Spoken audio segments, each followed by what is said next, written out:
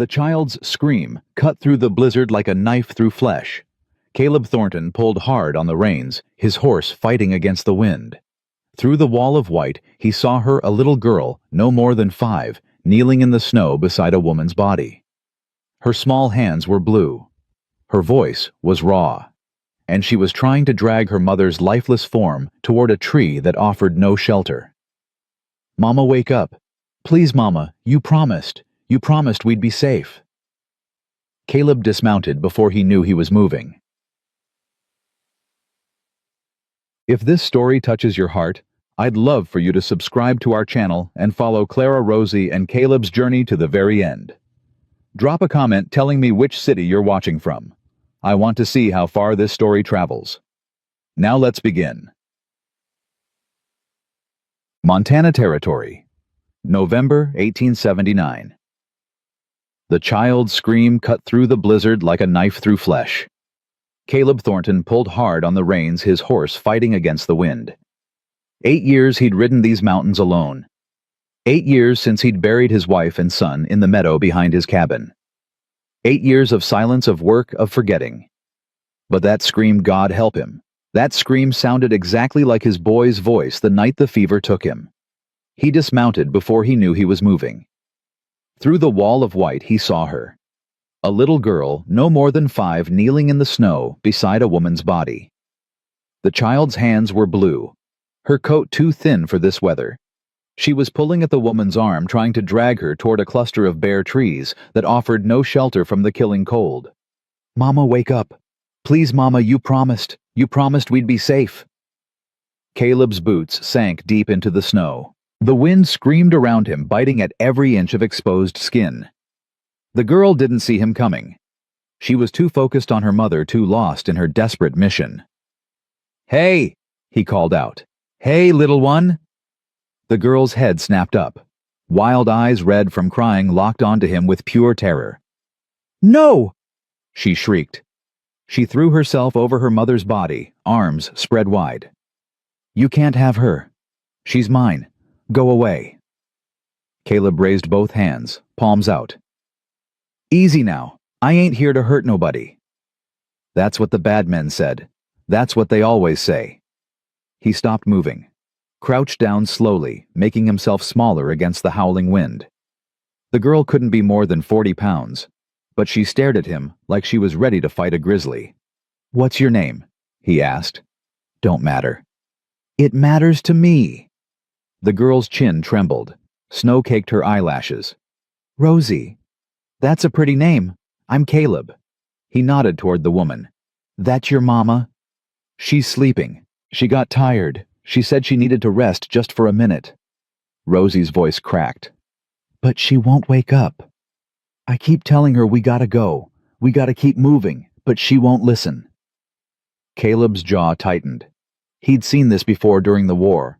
Soldiers who lay down in the snow and never got up. The body giving out what the mind refused to accept. "Rosie, I need to check on your mama. Can I do that?" "No." "I used to be a doctor. I helped people get better." Rosie's eyes narrowed with suspicion, far too old for her face. "You're lying." "I ain't. I was a doctor in the Army. A long time ago. The Army kills people. Sometimes, but mostly, I tried to save them." The wind shifted, driving snow sideways across them both. The girl shivered violently. Her lips were turning gray. "Rosie, listen to me. You're gonna freeze to death out here. So's your mama if she ain't already. Now I've got a warm cabin about 2 miles east. Hot fire, food, medicine. But we gotta move now, or none of us are making it through this storm." "How do I know you ain't lying?" Caleb reached slowly into his coat and pulled out a small leather pouch. Inside was a silver cross on a chain, his wife's. He'd carried it every day since she died. "This belonged to someone I loved very much. I'm gonna give it to you to hold. If I do anything to hurt you or your mama, you throw it in the fire. That's my promise." Rosie stared at the cross, then at him, then back at her mother. "She's really cold," the girl whispered. "She won't stop shaking." Caleb moved forward carefully, like approaching a wounded animal.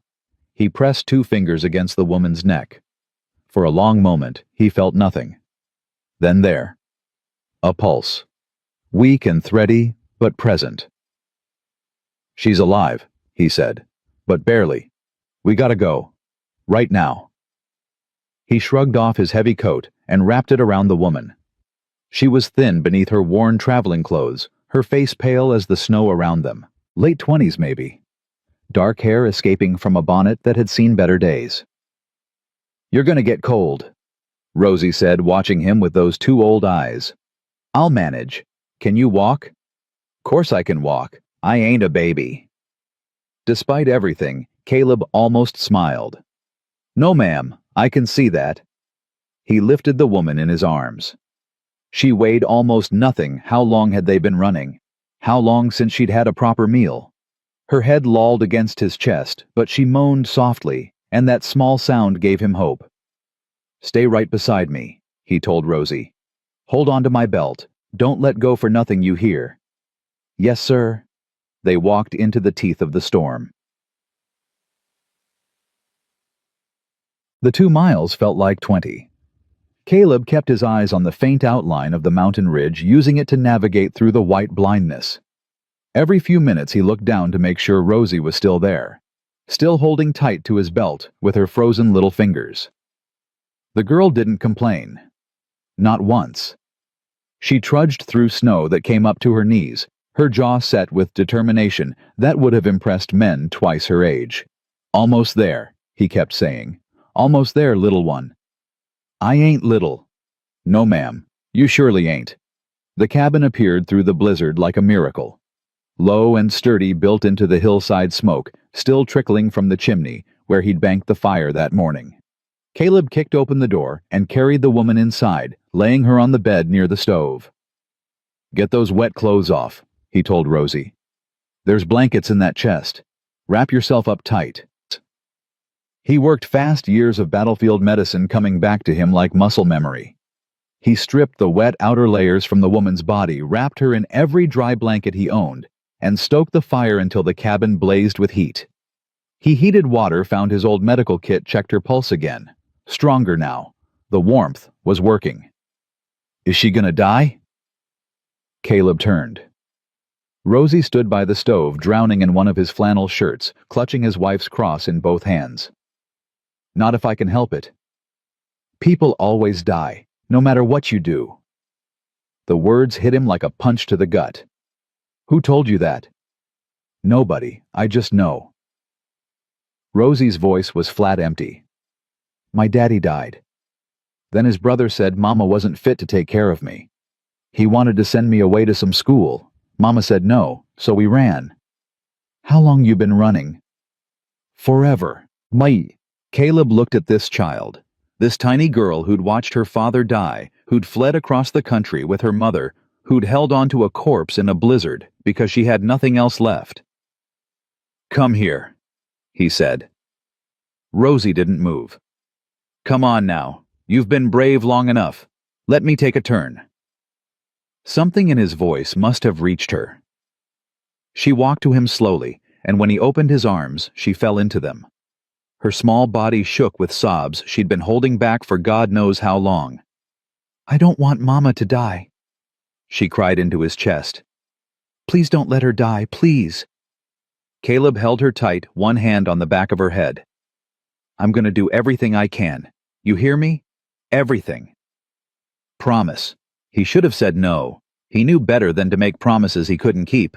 But looking down at this child, this fierce little warrior who'd fought a blizzard with nothing but love and stubbornness, he couldn't do it. "I promise." The woman's fever came that night hard and fast.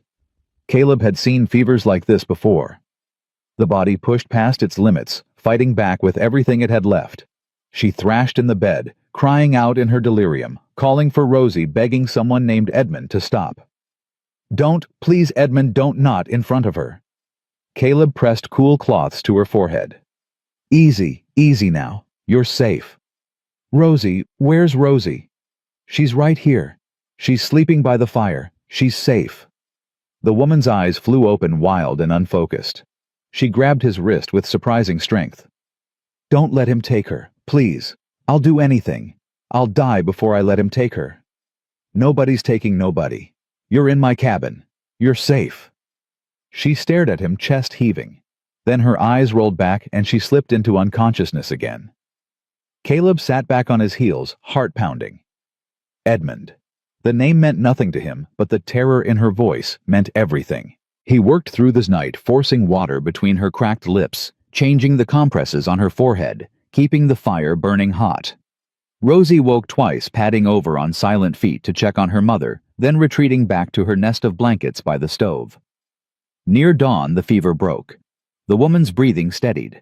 Her color improved. She stopped thrashing and lay still, peaceful for the first time since he'd found her. Caleb allowed himself to exhale. In the corner, Rosie stirred. Is she better? She's fighting and winning. Mama always wins, even when she doesn't look like she's gonna. I believe it. Rosie was quiet for a moment. Then, what's your name again? Caleb. Like in the Bible, the one who went to the promised land. He blinked, surprised. That's right. Your mama teach you that. She taught me everything. Rosie pulled the blanket tighter around her shoulders. Are we in the promised land now, Mr. Caleb? He looked around his cabin. The rough-hewn walls, the simple furniture he'd built with his own hands, the empty chair where his wife used to sit. I don't rightly know, he said honestly, but I reckon we could make it one if we tried hard enough. 3 days passed. The blizzard raged on, trapping them in the cabin together. Caleb rationed his supplies carefully. He'd planned for a long winter, but not for 3 mouths instead of 1. Still, he made sure Rosie ate first at every meal, and he pretended not to be hungry when there wasn't quite enough to go around. On the 3rd night, the woman finally woke for real. Caleb was dozing in his chair when he heard her gasp. He opened his eyes to find her sitting up in bed, looking around frantically. Rosie. She's here. He pointed to the small form curled up by the fire. Sleeping. She's fine. The woman's eyes found her daughter, and something in her shoulders released. Then her gaze snapped back to Caleb, and everything tensed up again. Who are you? Where am I? What did you do to me? My name's Caleb Thornton. You're in my cabin about 30 miles outside of Helena. And what I did was keep you from freezing to death in that storm. I don't believe you. That's your right, but believing or not believing won't change the facts. She swung her legs off the bed, tried to stand, and immediately collapsed. Caleb moved to help her, but she shoved his hands away. Don't touch me. He stepped back, hands raised. Fine, don't gotta touch you. But you've been unconscious for 3 days with a fever that almost killed you. Your body ain't ready for heroics yet. The woman glared at him with eyes that burned despite her weakness. Green eyes, he noticed now. Fierce and frightened all at once. Did Victor send you? I don't know any Victor. His brother then, the lawyers, the hired men. Her voice rose with each word. Is this some kind of trap? Make me think I'm safe, then drag me back to Boston in chains. Lady, I don't know a soul in Boston, and I ain't dragged anybody anywhere since the war ended. I found you dying in a snowstorm. Your daughter was trying to save you with nothing but her bare hands and a whole lot of stubbornness. I brought you here because leaving you there wasn't something I could do and still call myself a man. She stared at him, breathing hard. Something flickered in those green eyes. Not trust, not yet, but maybe the faintest crack in her armor. Why? She whispered. Why would you help us? You don't know us. Caleb looked away toward the window where the storm still howled. 8 years ago, I lost my wife and my boy. Fever took them one right after the other. I was a doctor, and I couldn't save them. I've spent every day since then trying to forget that I failed. He turned back to face her. When I heard your girl screaming in that storm, I had a choice. I could keep riding and fail again, or I could try. He paused. I'm tired of failing. The woman said nothing, but her hands, which had been clenched into fists, slowly relaxed. Mama. They both turned.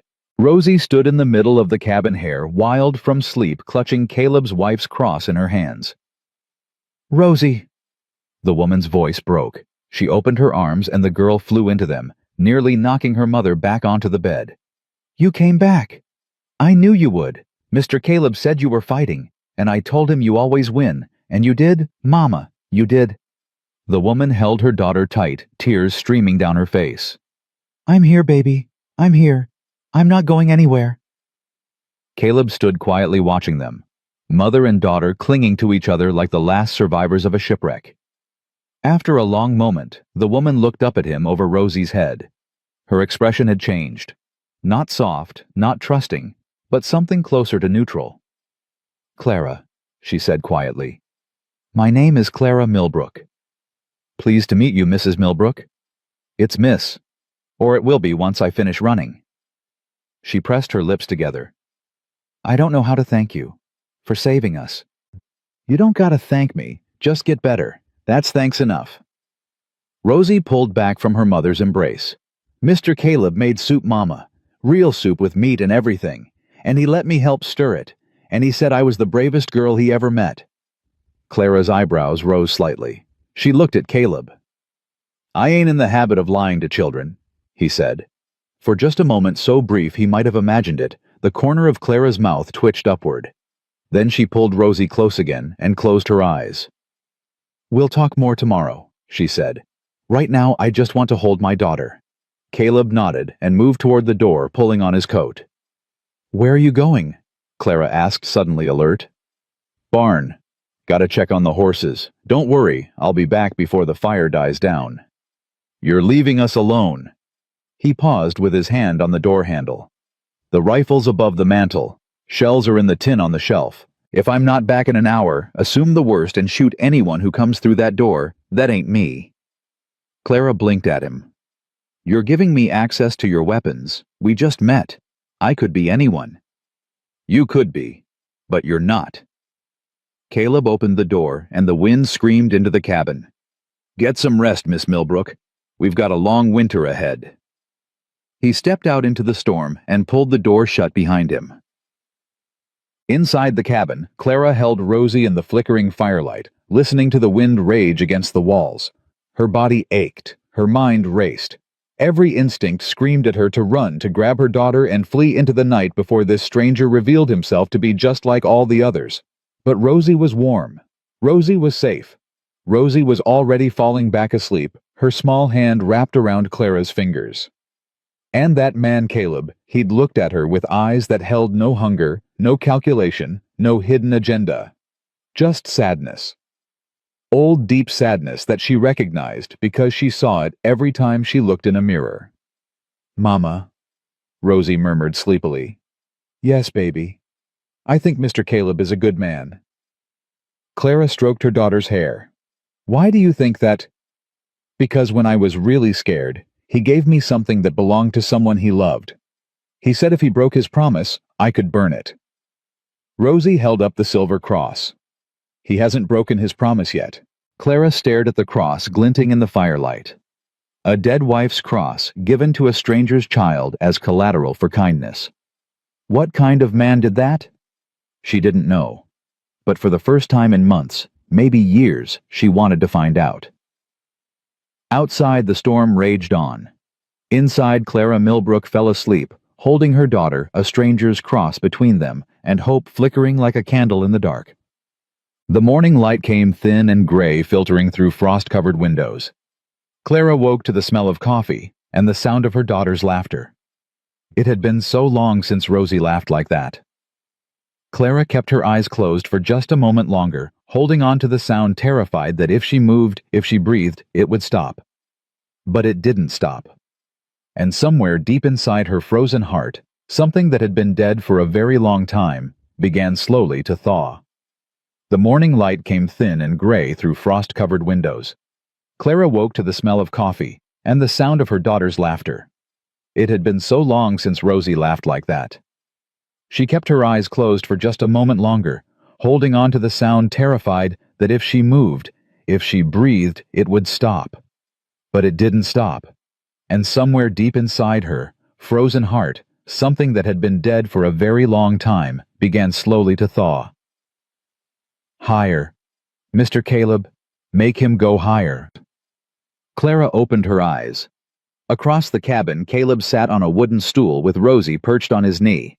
He was bouncing her gently while making a carved wooden horse gallop through the air. The horse was rough, clearly whittled by unpracticed hands, but Rosie watched it like it was the most magnificent thing she'd ever seen. "This here's a wild Mustang," Caleb said in a low, dramatic voice. "Fastest horse in all of Montana. Ain't nobody ever caught him."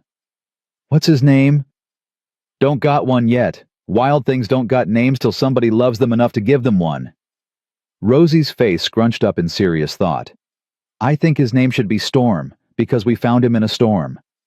"Storm." Caleb nodded slowly. "That's a fine name. A brave name." Clara pushed herself up on her elbows.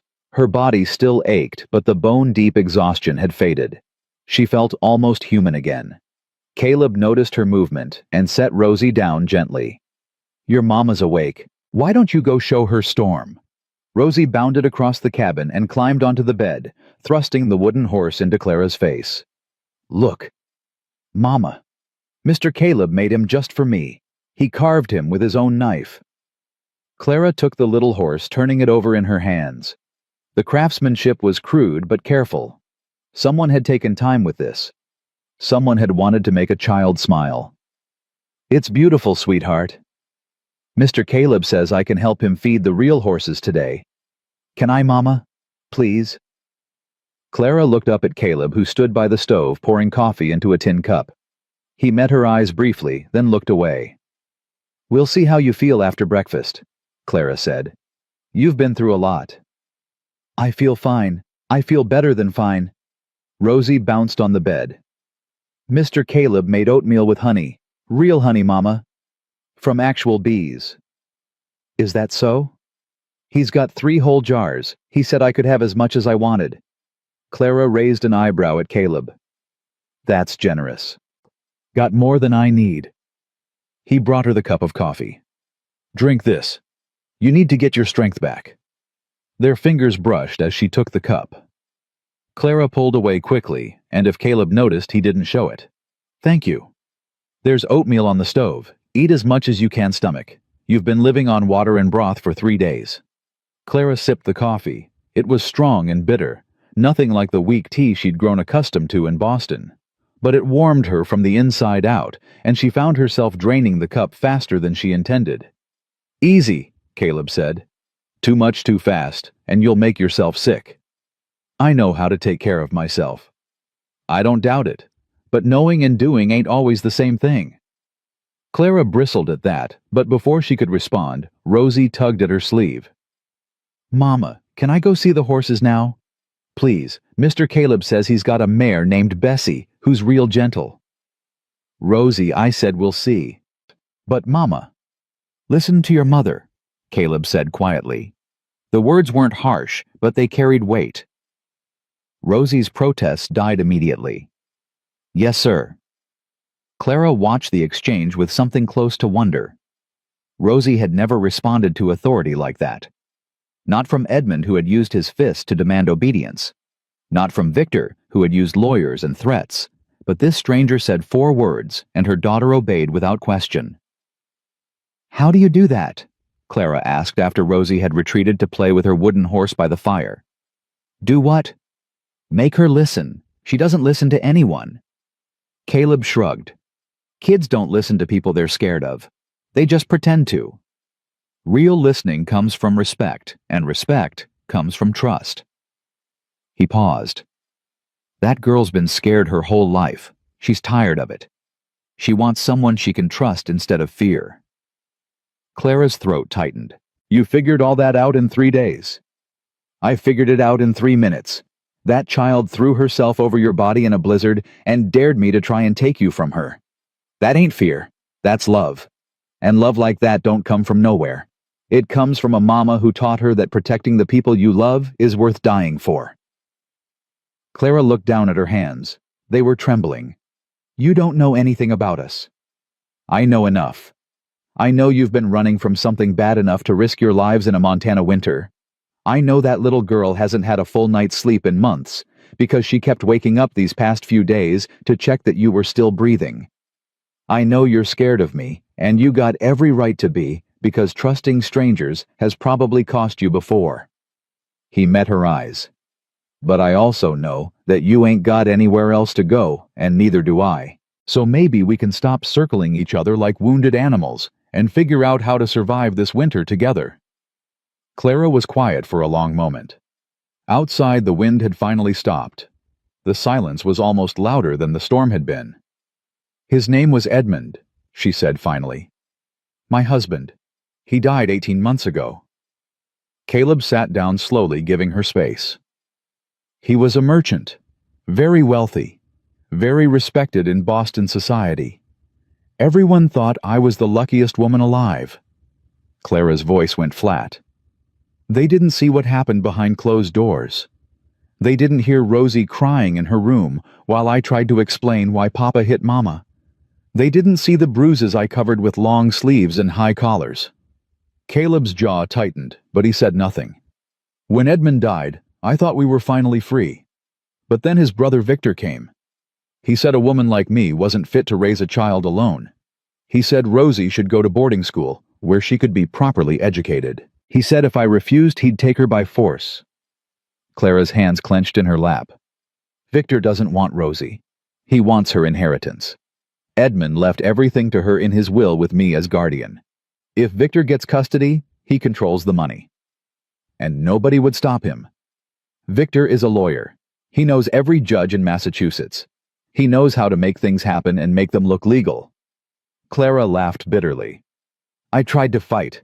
I hired my own lawyer. Victor got him disbarred within a month. I went to the police. Victor convinced them I was hysterical, grief-stricken, not in my right mind. Every door I knocked on, he was already there waiting to slam it in my face." "So you ran." "So I ran. I sold what jewelry I could hide and bought tickets west. I thought if I could just get far enough somewhere he couldn't reach, we'd be safe." Her voice cracked. "But the money ran out in Kansas City. Then the winter came early. Then I got sick." She closed her eyes. "If you hadn't found us, we'd both be dead right now." "But I did find you. And you're not dead." Clara opened her eyes. "Why, I've asked you before, and you gave me an answer about your wife and son. But that's not the whole truth, is it?"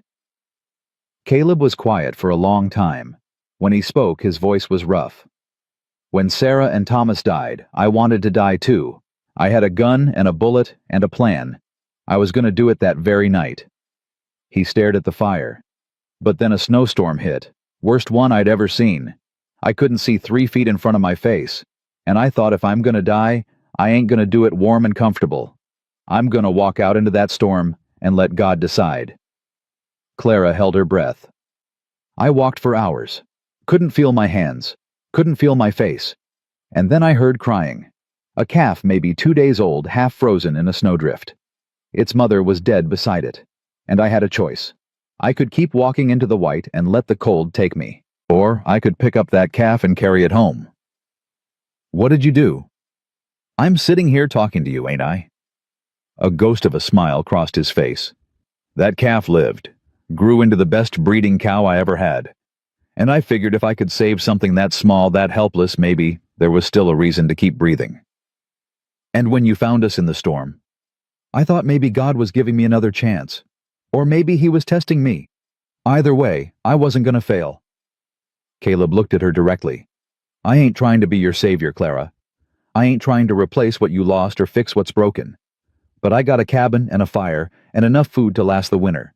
If you want to stay, you can stay. No strings, no obligations. Just 2 people trying to survive." Clara studied his face. She'd spent years learning to read men to sense danger before it struck. She'd learned the hard way that kind words could hide cruel intentions, that gentle hands could turn violent in an instant. But she saw none of that in Caleb Thornton. She saw weariness. She saw grief. She saw a man who had walked into a storm expecting to die and found a reason to live instead. "What's the catch?" she asked. "No catch." "There's always a catch. Men always want something."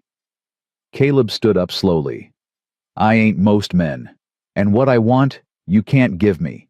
I want my wife back. I want my son back. I want to go back 8 years and find a cure that didn't exist." He moved toward the door. I'm gonna go check on the horses. You rest. Think about what I said. When you're ready to talk more, I'll be here." He pulled on his coat and opened the door. Cold air rushed in, carrying the smell of pine and snow. "Caleb." He paused, but didn't turn around. "Rosie can go see the horses, if you're willing to watch her." Now he turned. Something shifted in his expression, not quite a smile, but close. "I'd like that." So would she. He nodded once and stepped outside, closing the door softly behind him. Clara let out a breath she hadn't realized she'd been holding. Her hands were still trembling, but not from weakness this time. From hope. And hope, she'd learned, was the most dangerous thing of all. 2 weeks passed and the world outside remained frozen solid. Clara grew stronger every day. She started taking over the cooking, insisting that it was the least she could do. Caleb didn't argue. He seemed relieved to have someone else in the kitchen, and Clara discovered that despite his many skills, the man could barely boil water without burning it. "How have you survived 8 years?" she asked one evening, scraping the charred remains of what had been his attempt at biscuits. Stubbornness mostly. And jerky. Lots of jerky. Rosie giggled from her spot by the fire. "Mr. Caleb's biscuits taste like rocks, Mama." "Rosie, that's not polite." "It's true, though." Caleb's eyes crinkled at the corners. "I ain't offended. My wife used to say the same thing. She said I could burn water if I put my mind to it." It was the first time he'd mentioned Sarah casually, without the shadow of grief darkening his features. Clara noticed, and something warm flickered in her chest. "Then it's a good thing I'm here," she said lightly. "Someone has to make sure you don't starve." "Yes, ma'am. A very good thing." Their eyes met across the table. Clara looked away first. The days fell into a rhythm. Mornings, Caleb would go out to tend the horses and cattle, and Rosie would beg to go with him, until Clara finally relented. Afternoons, Clara would work on mending clothes and organizing the cabin while Caleb chopped wood or repaired equipment. Evenings they'd eat together by the fire, and Caleb would carve, while Rosie practiced her letters on a slate Clara had found in the supply chest. "She's smart," Caleb said one night after Rosie had fallen asleep. "Picks things up faster than most kids twice her age. She gets it from her father." The words slipped out before Clara could stop them. She grimaced. "The intelligence, I mean, not the other things." "I figured." "I don't want you to think." Clara struggled for words. "Edmund wasn't always bad. When we first married, he was charming, generous. He made me feel like the most special woman in the world." She stared at the fire. "The first time he hit me, I was so shocked I convinced myself it was an accident. The second time he apologized so sweetly, I believed him when he said it would never happen again. By the third time, I was too ashamed to tell anyone." "That ain't your fault." "Isn't it?" "I stayed. I kept staying. Even after Rosie was born. I told myself it was better for her to have a father, even a bad one, than no father at all." Clara's voice turned bitter. "I was a coward." "You were surviving. There's a difference." "Is there?" Caleb set down his carving. "When I was in the war, I saw men do terrible things to stay alive. Things that would have made them sick in peacetime. But you can't judge a person by what they do when they're desperate. You judge them by what they do when they're free." "I don't feel free. Even now. Even here." "Victor." Clara nodded. "He won't stop. I know him. He's patient, methodical. He'll search every corner of this country until he finds us. And when he does, he won't. You don't know that. I know that this cabin is 30 miles from the nearest town in territory that's barely on any map. I know that winter's got another 3 months left and nobody's traveling through these mountains until spring. And I know that if anyone comes looking for you, they'll have to go through me first." Clara looked at him. "Why do you keep doing this? Putting yourself in danger for people you barely know? I told you, I'm tired of failing." "That's not an answer." Caleb was quiet for a long moment. When he spoke, his voice was barely above a whisper. "Because when I look at that little girl, I see Thomas. When I look at you, I see—" He stopped himself. "I see someone worth protecting, and I ain't gonna apologize for that." Clara's heart stuttered. "Caleb?" You don't gotta say anything. I ain't expecting anything. I just wanted you to know. He stood up abruptly. I'm gonna go check the barn. Make sure the horses are settled. He was out the door before she could respond. Clara sat alone by the dying fire, her thoughts racing. She told herself it was too soon.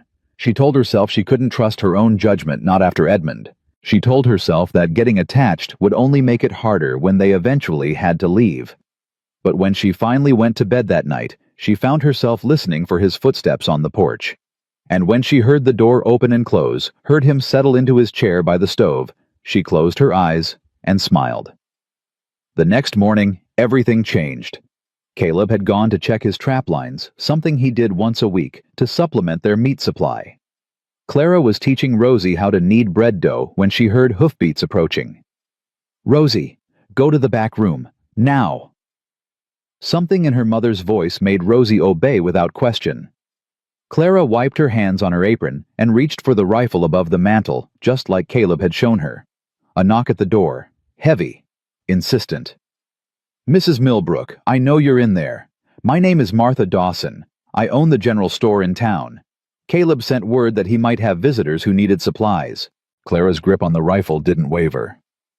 "How do I know you're telling the truth?" "You don't. But I've known Caleb Thornton for 6 years, and he's never asked me for help before. Whatever he's got in there, he thinks it's worth protecting. And any friend of Caleb's is a friend of mine." Clara hesitated. Then slowly she unbolted the door and opened it a crack. The woman on the porch was somewhere past 50, with silver-streaked hair pulled back in a practical bun and sharp eyes that missed nothing. She carried a basket covered with a checkered cloth.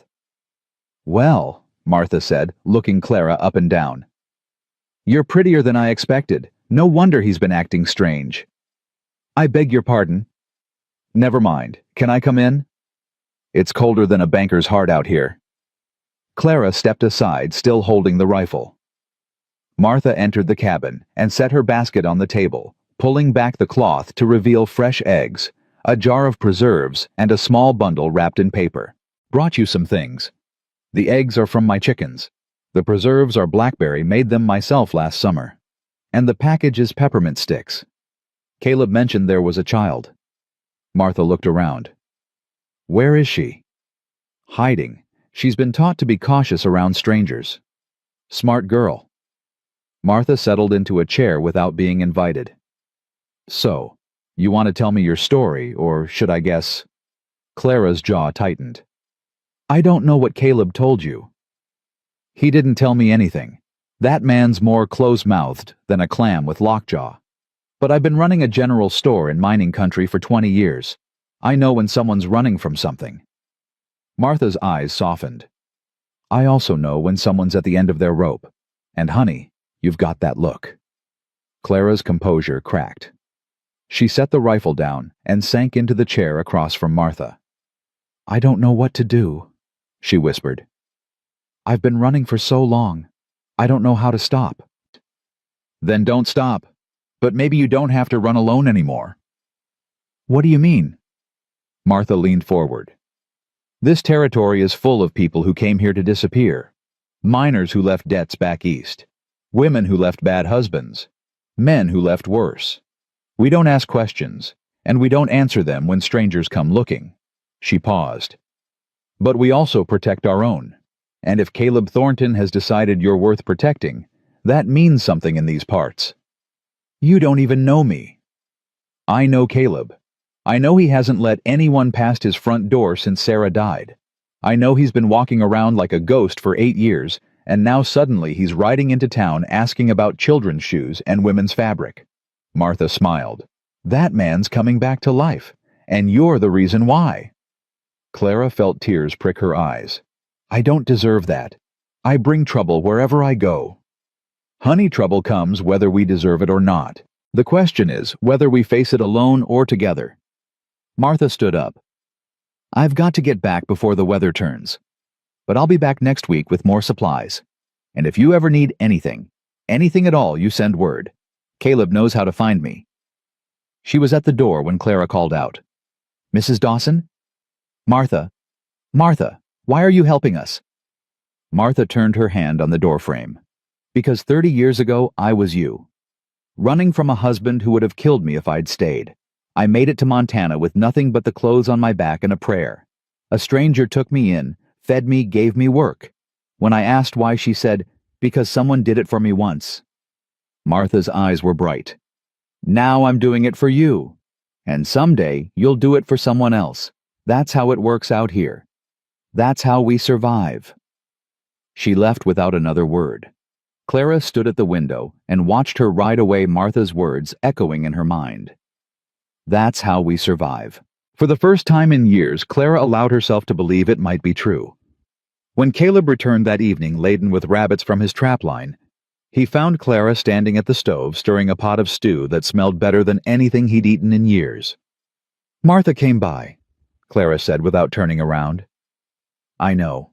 I asked her to check on you while I was gone. Clara turned to face him. You trust her? With my life. Have for years. She said, Clara hesitated. She said you've been asking about children's shoes and women's fabric. Caleb's neck reddened slightly. Rosie's boots are falling apart, and you've been wearing the same dress for 2 weeks. Figured you might need something that didn't come from my dead wife's trunk. Clara's breath caught. You didn't have to do that. I know I didn't have to. I wanted to. They stood there, the fire crackling between them, words hanging in the air that neither of them quite knew how to say. Caleb. Mama. Rosie burst out of the back room holding up a peppermint stick. Look what the lady brought. Can I have it, please? The moment shattered, but not unpleasantly. Clara smiled and crouched down to her daughter's level. After dinner, sweetheart. Not before. Okay. Rosie skipped toward Caleb and wrapped her arms around his legs. Mr. Caleb, Mama says I can have candy after dinner. Isn't that wonderful? Caleb looked down at the child hugging him with such easy affection, then up at Clara, who was watching them with an expression he couldn't quite read. Yeah, he said softly. That's pretty wonderful. And for one perfect moment, standing in that small cabin with the snow falling softly outside, they felt like something they hadn't been in a very long time.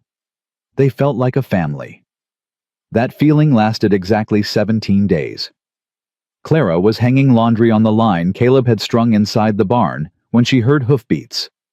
Multiple horses moving fast. Her hands went still, a wet shirt dripping onto her boots. Rosie, she called, keeping her voice steady. Come here, sweetheart. Rosie looked up from where she'd been brushing Bessie's mane. But Mama, I'm not finished. Now. The girl heard the fear beneath the calm. She dropped the brush and ran to her mother's side. Caleb appeared in the barn doorway, rifle already in hand. His eyes met Clara's, and she saw her own terror reflected back. Into the cabin, he said quietly. Back room. Don't come out until I say. Caleb. Go. Now. Clara grabbed Rosie's hand and ran. Behind her, she heard Caleb cock the rifle and step out into the yard. In the back room, Clara pressed Rosie against the wall and covered her daughter's mouth with her hand. Not a sound, she breathed. No matter what you hear, promise me. Rosie nodded, her eyes huge and wet. Through the thin cabin walls, Clara could hear voices, men's voices, and then cutting through them like a knife, one voice she knew better than her own heartbeat. Victor. Good afternoon. Victor's voice was smooth as silk and twice as slippery. I'm looking for a woman and child who may have passed through this area. Perhaps you've seen them. Can't say I have. Caleb's voice was flat, giving nothing away. This is private property. You're trespassing. My apologies. I'm Victor Millbrook, attorney at law. The woman I'm seeking is my sister-in-law, Clara Millbrook. She's been missing for several months, and I'm concerned for her welfare. That's so? She's not well, you see. The death of my brother affected her deeply. I'm afraid she may have become unstable. She took her daughter and fled without telling anyone where she was going. Clara's nails dug into her palms so hard she drew blood. Sounds like a family matter, Caleb said. Nothing to do with me? Of course. But a woman traveling alone with a small child in winter, you can understand my concern. If anything were to happen to them, I'd never forgive myself. Like I said, haven't seen anyone. A long pause. Clara held her breath. That's interesting, Victor said slowly. Because the shopkeeper in town mentioned a rancher buying children's shoes just last week. Said he'd never done that before in 6 years. Clara's heart stopped.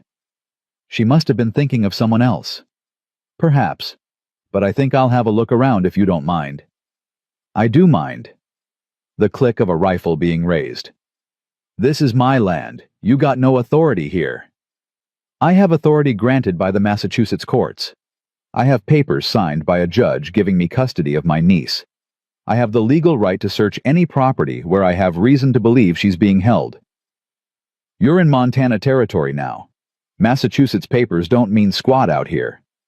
Another pause, longer this time. Mr. Thornton, that is your name, isn't it? Caleb Thornton. Victor's voice dropped lower. I've done my research. I know about your wife and son. Tragic, truly tragic. I can only imagine how lonely it must be out here all by yourself. How tempting it might be to take in strays. You need to leave. I'm offering you a simple exchange. Give me the woman and child, and you'll never hear from me again. Keep them hidden, and I'll make your life very difficult. I have resources, Mr. Thornton. I have connections. I can have your land seized for unpaid taxes. I can have you arrested for kidnapping. I can make you disappear, and no one will ever ask questions. Silence. Clara pressed her hand harder over Rosie's mouth. The child was shaking. Mr. Caleb said finally, his voice low and dangerous. I buried my wife in the meadow behind this cabin. I buried my son beside her. I've killed men who deserved killing, and some who probably didn't. I've walked through blood and fire and come out the other side. And if you think you can threaten me on my own land, you're dumber than you look. Is that a threat? It's a promise. You've got till I count to 5 to get on your horse and ride out of here. After that, I start shooting. 1. You wouldn't dare. 2. This is outrageous. I'll have the law. 3. Hoofbeats. Frantic retreating. Clara counted her own heartbeats. 1, 2, 3, 10, 20. The cabin door opened. He's gone, Caleb said. For now. Clara emerged from the back room on shaking legs, Rosie clinging to her skirt. He found us. I don't know how, but he found us. Martha. He must have talked to someone who saw her heading this direction. Wasn't her fault. She didn't know. It doesn't matter whose fault it is. He knows we're here. He'll be back. Clara's voice rose with panic. We have to run, tonight. We'll take one of the horses. And go where? Caleb caught her shoulders firm but gentle. It's the dead of winter. The passes are blocked. You wouldn't make it 20 miles before you froze to death. Then what do we do? Caleb looked at her for a long moment. Then he looked down at Rosie, who was watching him with those 2 old eyes. I have an idea, he said slowly. But you're not gonna like it. Tell me. We get married. Clara stared at him like he'd grown a second head. What? Hear me out. Victor's claiming custody based on you being unfit. Single woman, no resources, mentally unstable. That's his story. But if you're married to a landowner with property and standing in the community, that story falls apart. You can't be serious. I'm dead serious. As your husband, I'd have legal authority to speak on your behalf. Rosie would be my stepdaughter. Victor's Massachusetts papers wouldn't mean nothing against a Montana marriage certificate. But, Clara shook her head, you'd be tying yourself to us, to all of this. Victor won't stop just because of a piece of paper. I know, but it gives us standing. It gives us time. And it gives that little girl a father who'll fight for her. Rosie tugged at Clara's skirt. Mama, what's happening? Clara crouched down, smoothing her daughter's hair. Mr. Caleb is trying to help us, sweetheart. Is the bad man gonna take me away? No. Clara's voice was fierce. No one is taking you anywhere. Promise. Clara looked up at Caleb. He stood there, rifle still in hand, waiting. Not pushing, not demanding, just waiting. Promise, Clara said. She stood up slowly and faced him. If we do this, she said carefully, it's just for protection, just on paper. I'm not ready for... I ain't asking for anything you're not ready to give. I'm asking you to let me help. That's all. Clara studied his face. The same face she'd woken up to for nearly 3 weeks now. The same face that had carried her through a blizzard, nursed her through a fever, carved wooden horses to make her daughter smile. Why, she whispered, why would you do this for us? Caleb's jaw tightened. Because 8 years ago, I couldn't save the people I loved. And I swore to God that if he ever gave me another chance, I wouldn't waste it. He paused. This is my chance, Clara. Please let me take it. Clara felt tears streaming down her cheeks. She didn't bother to wipe them away.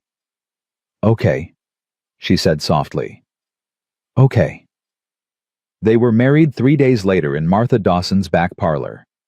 The ceremony was simple, witnessed by Martha and her husband Tom, a quiet man who'd lost an arm in the war and never talked about it.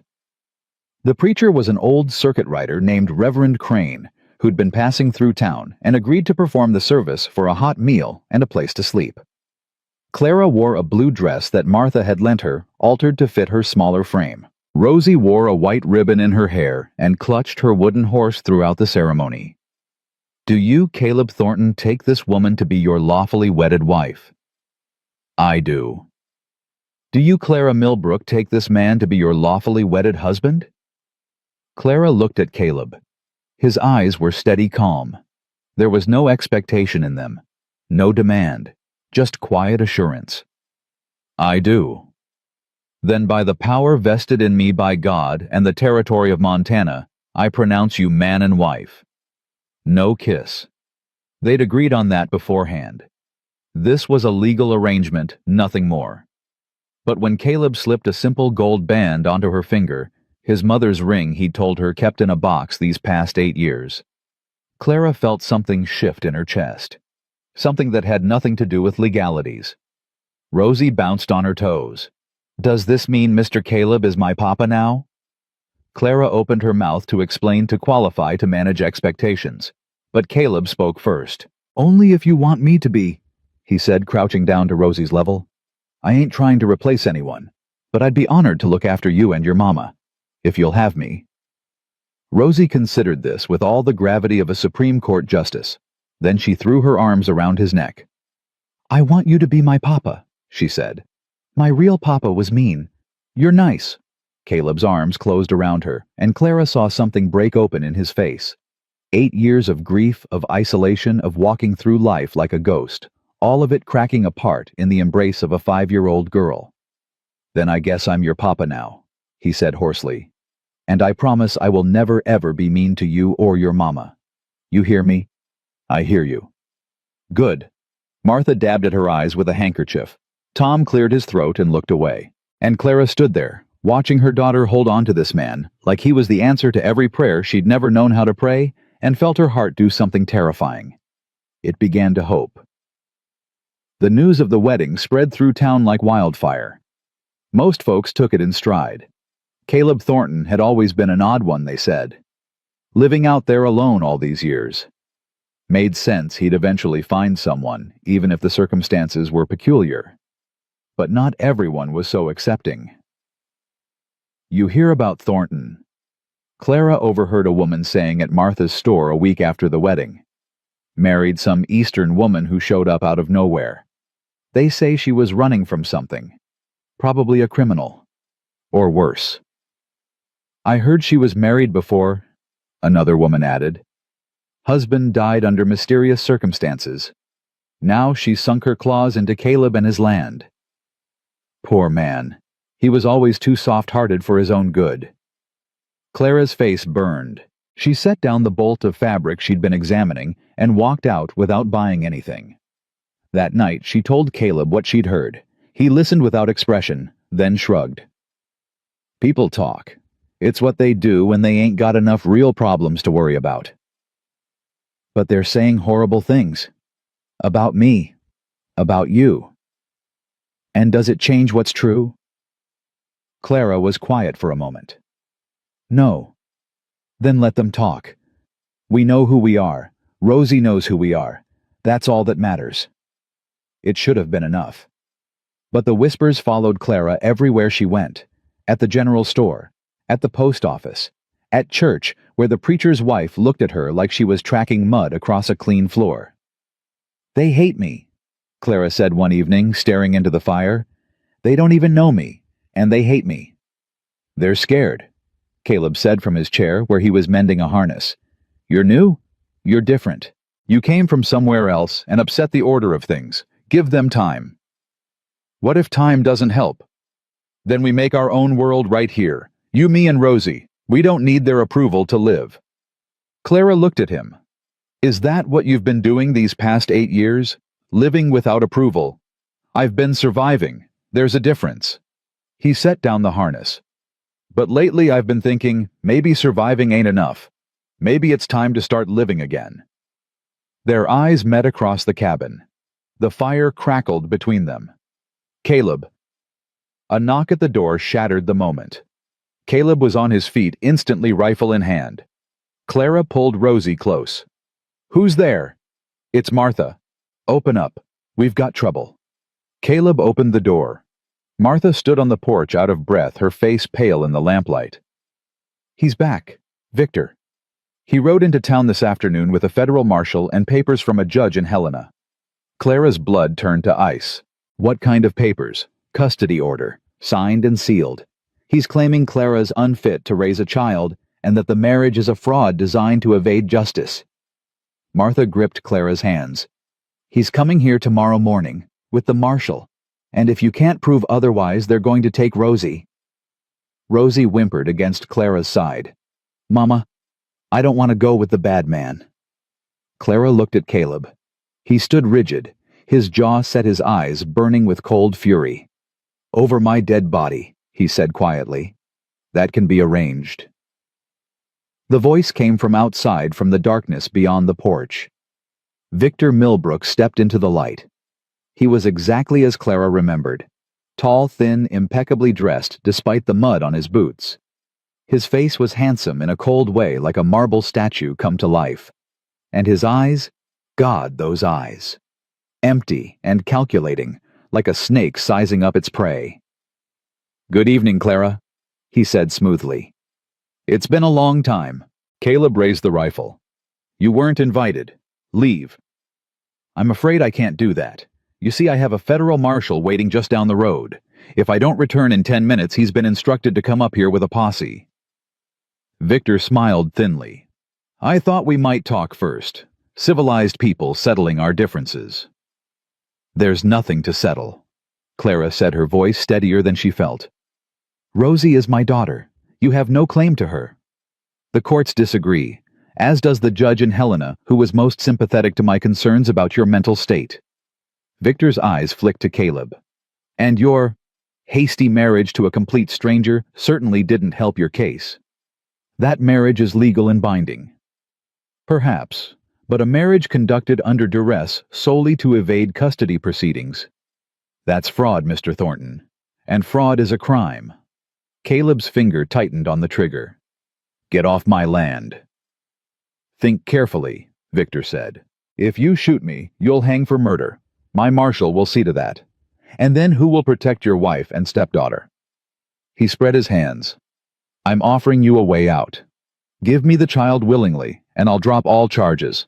You can keep your land, keep your freedom, keep your wife. Everyone wins. Everyone except Rosie. Rosie will be well cared for. The finest schools, the best opportunities, everything a child could want. Except her mother. Victor's smile faltered. Her mother has proven herself incapable of providing proper care. The courts have agreed. This is simply the way it must be. Clara stepped forward, placing herself between Victor and her daughter. I know why you want her, she said quietly. It's not about custody. It's about Edmund's money. If you control Rosie, you control her inheritance. That's what this has always been about. Victor's mask slipped just for a moment. Something ugly flickered in his eyes. Be careful, Clara. Accusations like that could be considered slander. It's not slander if it's true. Silence fell over the porch. The wind picked up, sending snow swirling through the lamplight. Very well, Victor said finally. I gave you a chance. Remember that when this all falls apart. He turned to leave, then paused. Oh, and Clara, I've contacted the newspapers back east.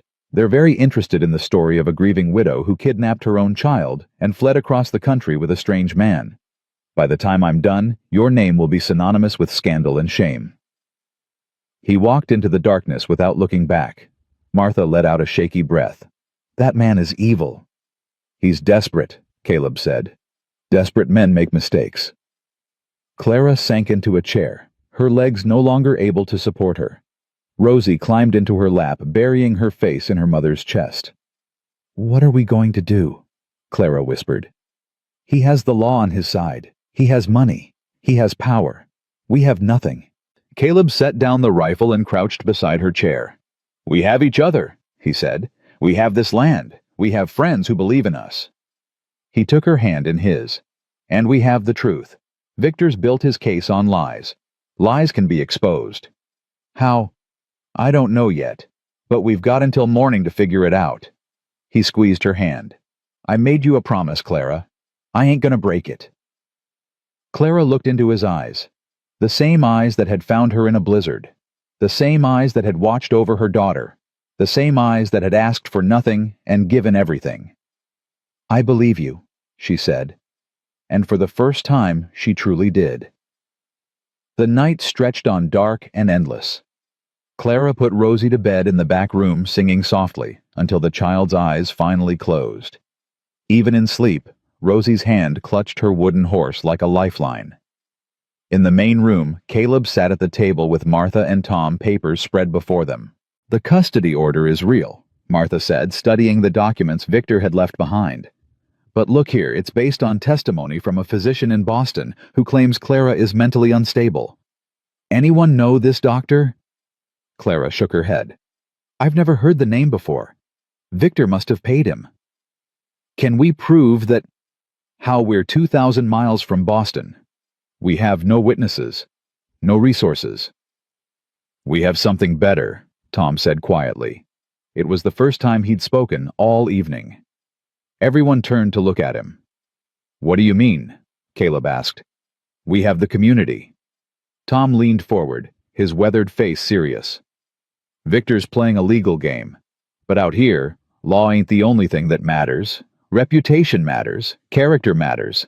If the folks in this town stand up and say Clara's a good mother, that Caleb's a good man, that this marriage is real, that carries weight.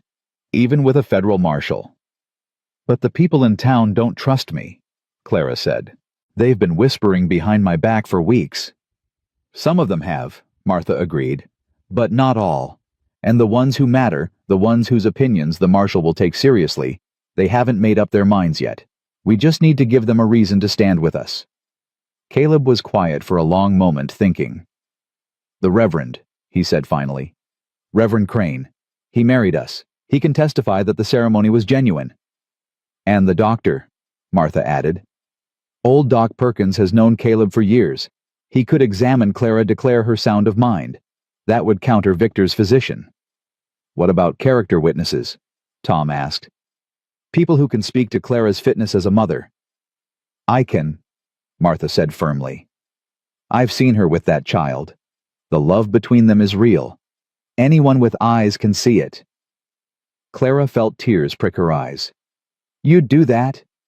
After everything people have been saying. Honey, I told you. 30 years ago I was in your shoes. Someone stood up for me when I had no one. Now it's my turn. Martha reached across the table and squeezed Clara's hand. We're not going to let that snake take your daughter, not without a fight. For the first time that night, Clara felt something other than despair. She felt the stirrings of hope. Dawn came too soon. Clara hadn't slept. She'd spent the night watching Rosie breathe, memorizing every detail of her daughter's face. The curve of her cheek, the sweep of her lashes, the way her lips moved slightly in her dreams. If this was the last night they had together, she wanted to remember every second. The sound of hooves broke the morning silence. Caleb appeared in the doorway of the back room. "They're here." Clara gathered Rosie in her arms and walked out to face whatever was coming. Victor stood in the yard with a man in a federal marshal's uniform. Behind them, 2 more men on horseback, hands resting near their weapons. But they weren't alone. Martha was there standing on the porch with her arms crossed. Tom stood beside her, his one good hand resting on a rifle. Behind them, Clara saw other faces, the blacksmith and his wife. The preacher's wife looking uncertain but present. Old Doc Perkins with his medical bag. A dozen townspeople, maybe more, gathered in the cold morning air. "What is this?" Victor demanded. "This is a community," Martha said calmly. "Standing up for one of our own." Victor's face contorted with rage.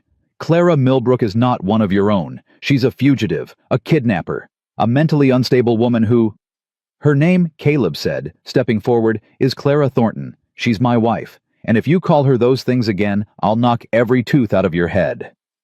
The marshal stepped between them. "Everyone calm down. I'm here to execute a lawful custody order, not start a war." "With respect, Marshal," Doc Perkins said, moving forward. "I examined Mrs. Thornton yesterday. She's as sound of mind as anyone I've ever met. More so than most. Whatever physician signed that order either never met her or was paid to lie." "That's a serious accusation." "It's a serious situation, and I'm prepared to testify to her mental fitness in any court in this territory." Victor's face was turning red. "This is absurd. These people are obviously colluding." "We're telling the truth," Martha interrupted, "which is more than you've done since you arrived.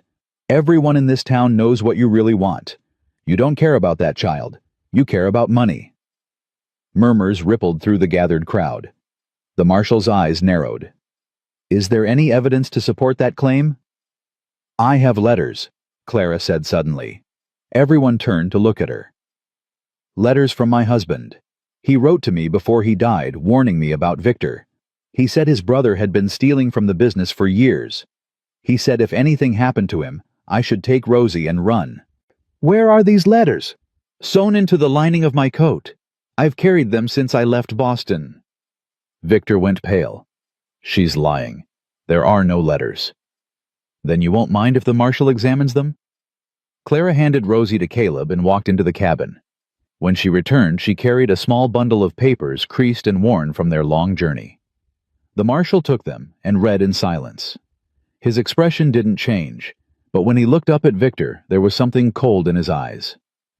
"These letters paint a very different picture than the one you presented, Mr. Millbrook. They're forgeries. She must have— They're in your brother's handwriting. I assume we can verify that easily enough." The marshal folded the letters and tucked them into his coat. "I think we need to take this matter back to Helena for further investigation. Until then, the custody order is suspended." "You can't do that." "I just did." The marshal turned to Clara. "Mrs. Thornton, I apologize for the intrusion. It seems I was given incomplete information about this case."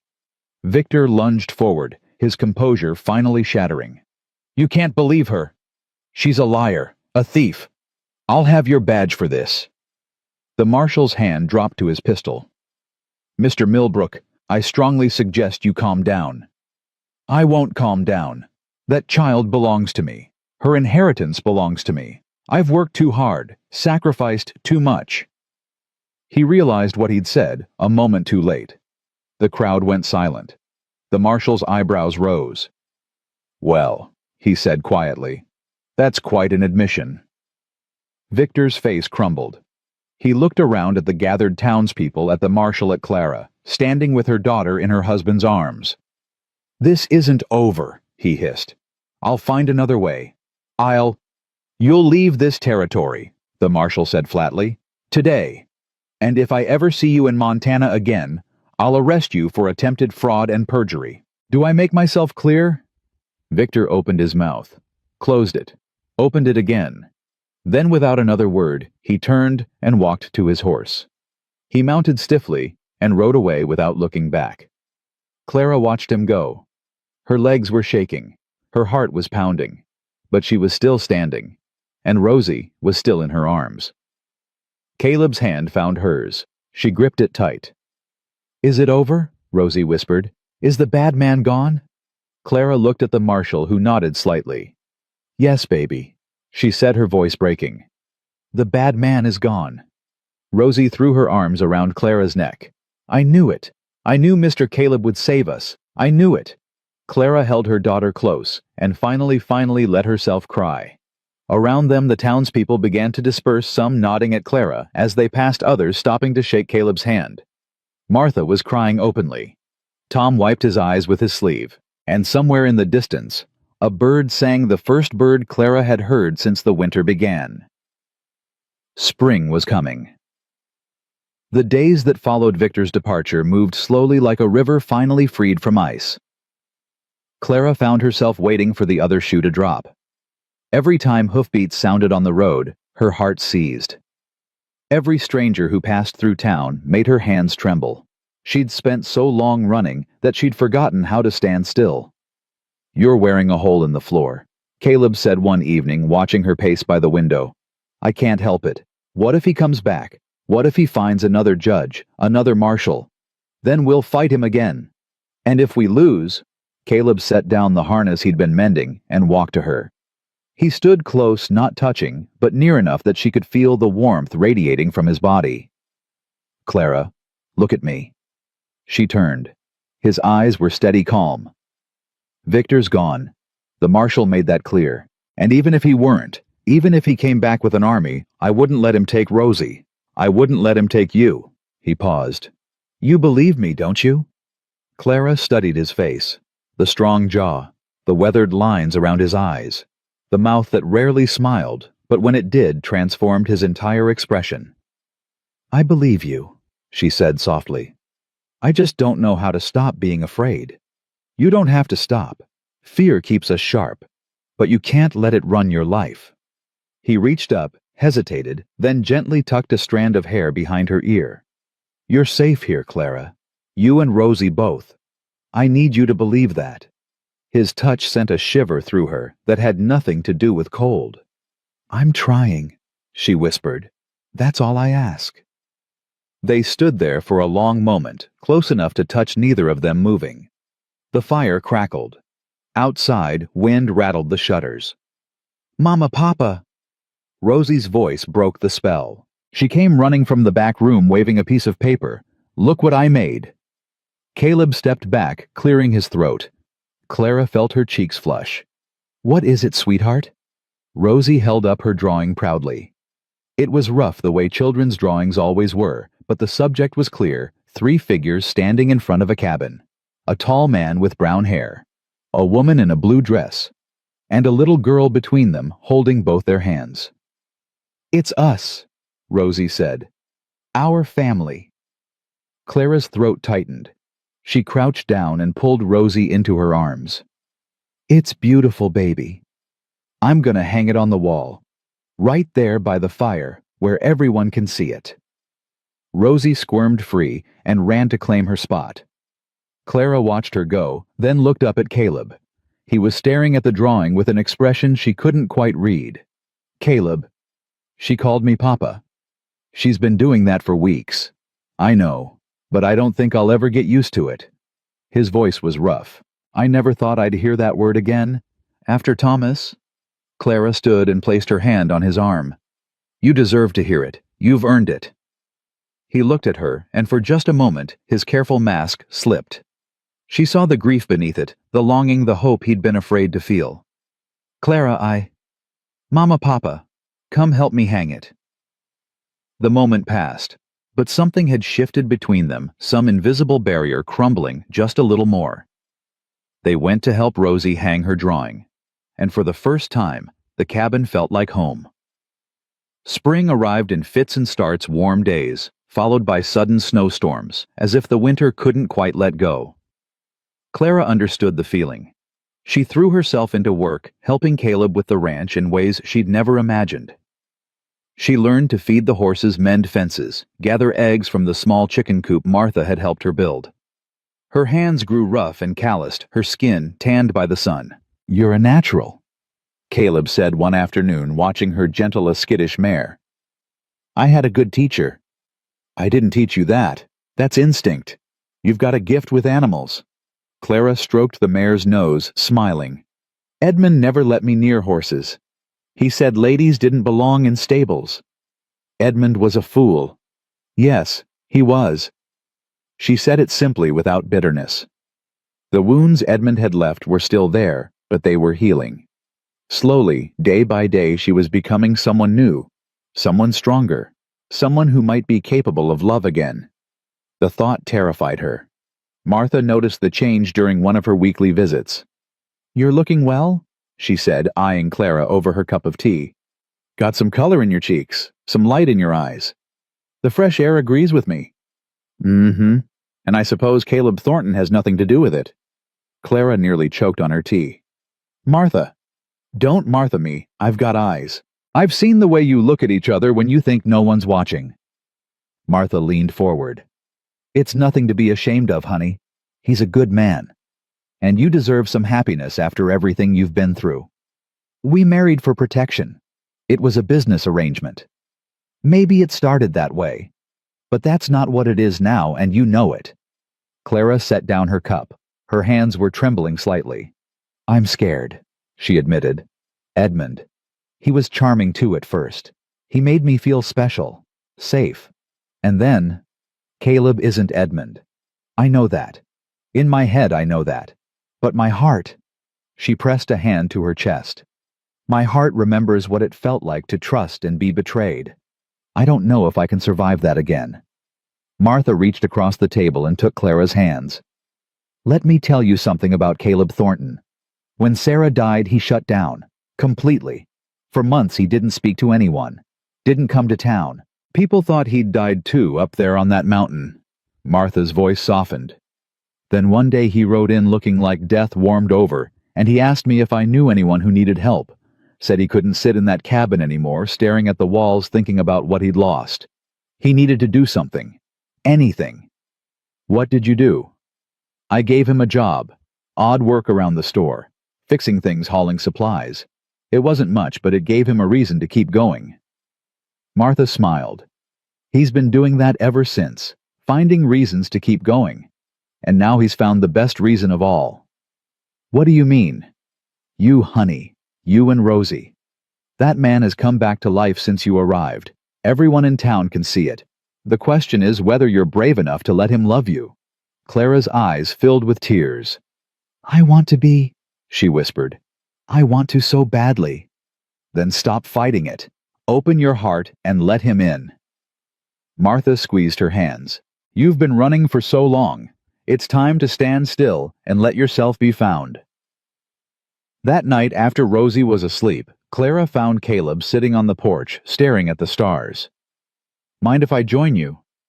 He shifted to make room on the step. It's your porch, too. She sat beside him close enough that their shoulders almost touched. The night was cool, but not cold, the first truly spring-like evening they'd had. What are you thinking about? She asked. Sarah, Thomas. He paused. You. Me. I was remembering the night I found you. When I heard Rosie screaming in that storm, my first thought was to keep riding, to pretend I hadn't heard. I was so tired of carrying grief I didn't think I could bear any more. What changed your mind? I don't know. Maybe God. Maybe fate. Maybe just the sound of a child crying for her mother. He turned to look at her. But whatever it was, I'm grateful. Because finding you was the first thing that's made sense in 8 years.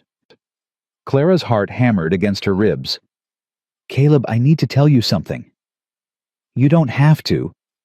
Yes, I do. She took a deep breath. When we got married, I told myself it was just for protection, just a piece of paper to keep Rosie safe. I told myself I'd never let myself feel anything more than gratitude. And now, she turned to face him fully. Now I can't stop thinking about you. When you smile at Rosie, my heart aches. When you look at me, I forget how to breathe. When you touch me, even by accident, I feel like I'm standing on the edge of a cliff, terrified and exhilarated all at once. Caleb was very still. Clara. I'm scared. She continued, the words tumbling out now. I'm so scared of feeling this way. Edmund taught me that love could be a trap, that tenderness could turn to cruelty in an instant. I swore I'd never let anyone have that power over me again. I would never hurt you.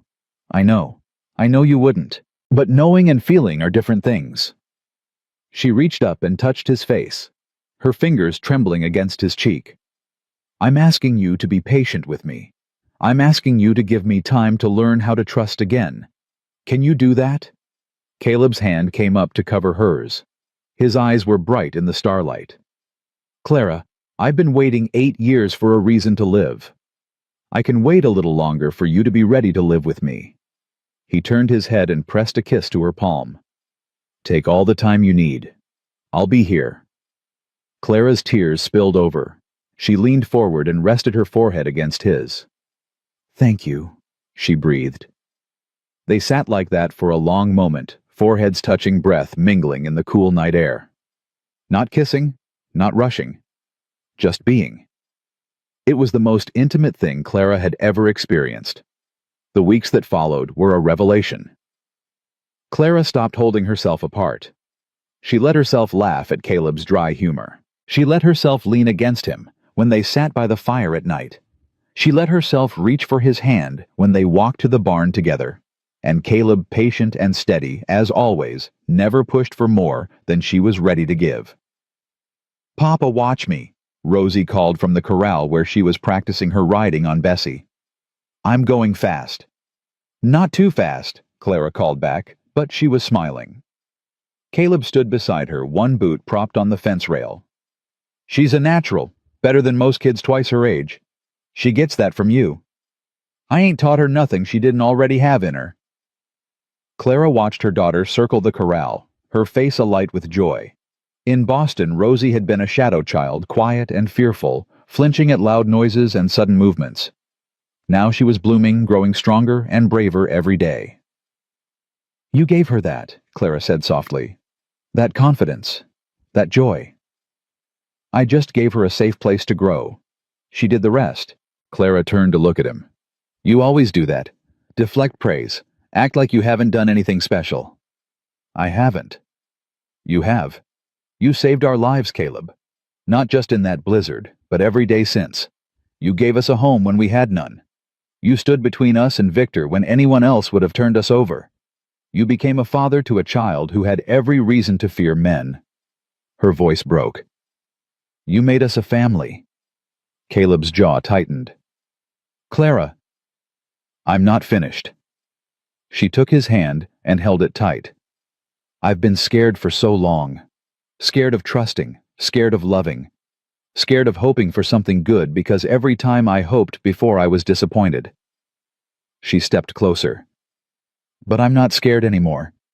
Not of you. Not of this. What are you saying? Clara looked into his eyes, those steady, patient eyes that had watched over her for months without asking for anything in return. I'm saying that I love you, Caleb Thornton. Not because of gratitude, not because of protection, because of who you are, because of how you treat my daughter, because of how you make me feel. She raised up on her toes and pressed her lips to his. I love you.